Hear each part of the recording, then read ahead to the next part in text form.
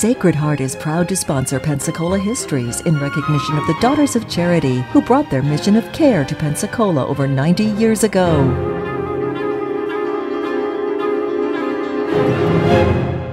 Hello and welcome to our continuing story of Pensacola, North America's first place city.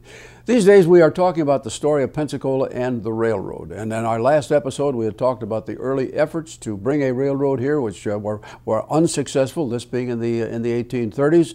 And then we picked up the story once again in the 1850s as efforts began to build a railroad between Pensacola and Pollard Junction to connect with a similar line being built northeast across Alabama.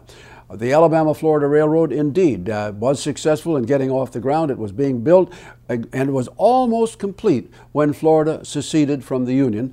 And it was about 3 months away from actual operation when the Confederate States of America were formed and then when shooting began between North and South.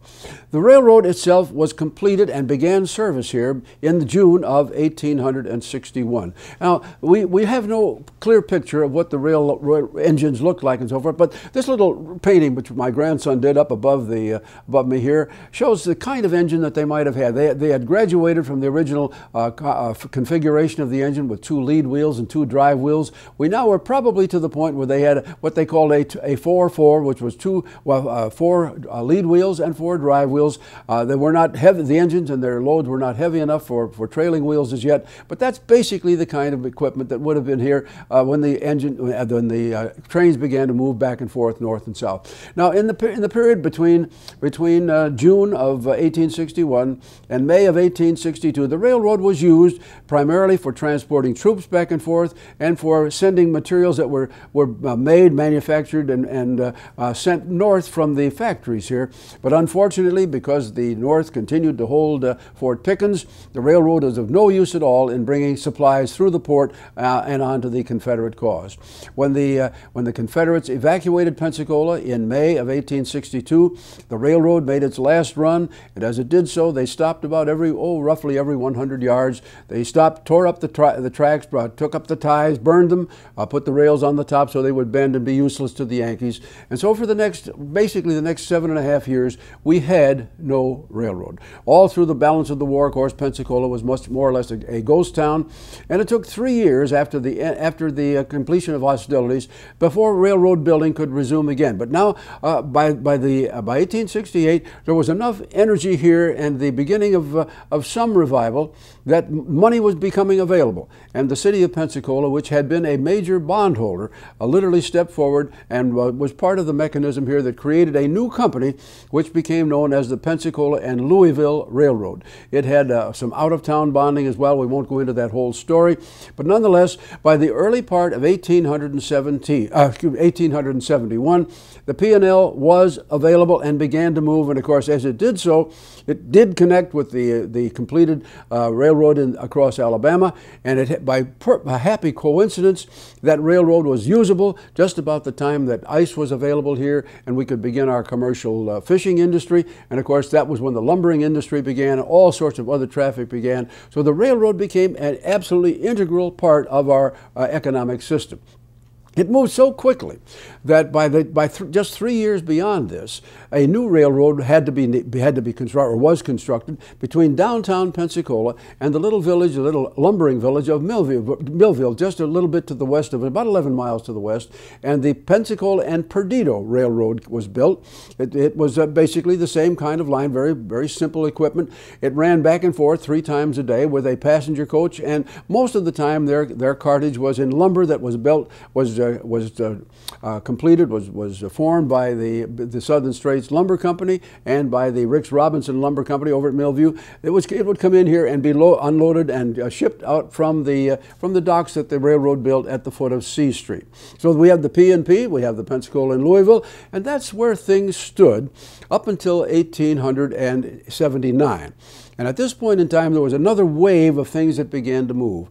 This dealt with, of course, the fact that railroading was moving not just in our local area, of course, but all across the United States. We had just a few years before the first transatlantic railroad had been completed, and now people, both the states and the federal government were making huge grants of land to railroad companies if they would complete trackage across areas which were deemed to be desirable.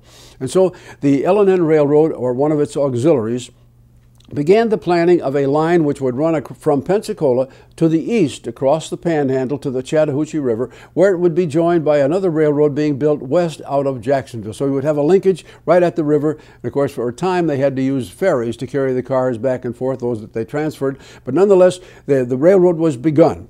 The man that was sent to build this, to superintend it in any event, was named William Dudley Chipley. And Chipley was joined by a man named Fred DeFuniak and by Richard Carey and F.E. Bonifay. This was a great railroading team, and their plan was to build this line to the east and to employ 6 different contracting companies, each one of whom would have a particular section to build. Well, when folks looked at it, they said, well, this is absolutely going to take forever, because look at the number of rivers and streams and marshes and swamps that they have to cross. It'll take forever. Chipley said no. He said this is now in the early part of 1880. He said no, we'll have that railroad functioning by the end of 1882. Well, he was wrong, because they did even better than that. The railroad was completed, did all of the things that they said it would do. The first trial run was done with a lot of dignitaries on board, slowly moving across the bridge that crossed the bay here. And by 1881, we had the Pensacola and Atlantic Railroad. Now, this was a unique thing. For one must just think a little bit about what that geography is like. In those days, if one got on his horse and rode from Pensacola to the Chattahoochee River, he would pass through Milton and basically nothing else. There were no other towns. This was blank virgin territory. And the railroad, of course, was to get 23,000 acres for every mile of track they completed between point A and point B. That added up overall to a little bit more than 3 million acres. Now, the railroad is completed, it's there, but the question is, how are they going to use it to make money? How are they going to use it to develop the area? And so it's at this point that William Chipley and his associates began to do all sorts of wonderful things, at least wonderful for Pensacola, because they became our area's first real promoters. They began to send all sorts of literature. They make all sorts of special offers for people to come and see what a wonderful area this was. They printed literature that talked about the kinds of vegetables that could be raised here. And I must confess, they exaggerated a little bit. They showed watermelons like this and squash like that and grapes about this size. They made it look like almost anything would grow here, and people came and looked. And then in the early part of 1882, they had still another idea. By now, the idea of the Chautauqua had taken root up in New York State.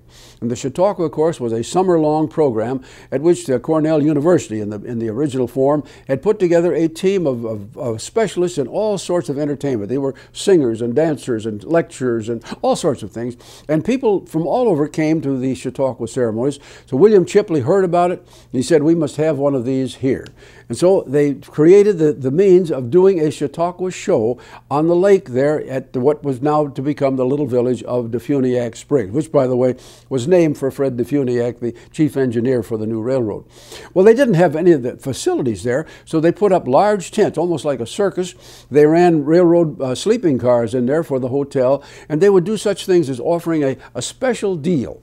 Now, let's pretend, for example, we're all sitting in Milwaukee, Wisconsin. We pick up the Milwaukee Journal on a Sunday morning, and here's this ad which says, the railroad provides you round-trip rail fare, a hotel, admission to all of the entertainment that you can have there, a certain number of meals. This will all be done, all given to you for just $12. Well, people saw that, and they thought, well, this looks like a wonderful opportunity, and they came. And so this sort of thing was used to open up Pensacola as or rather Northwest Florida, as an area, and one item by item, the little towns began to be formed along the way. Most of them farm-to-market type villages. And because of the men who were involved in the railroad, Mr. Holt, Mr. Richard Carey for Caryville, DeFuniak, of course, for DeFuniak Springs, Chipley for Chipley Fort, Bonifay was the chief ticket master. So all of these towns were named for the men who literally were putting the railroad together, and it worked.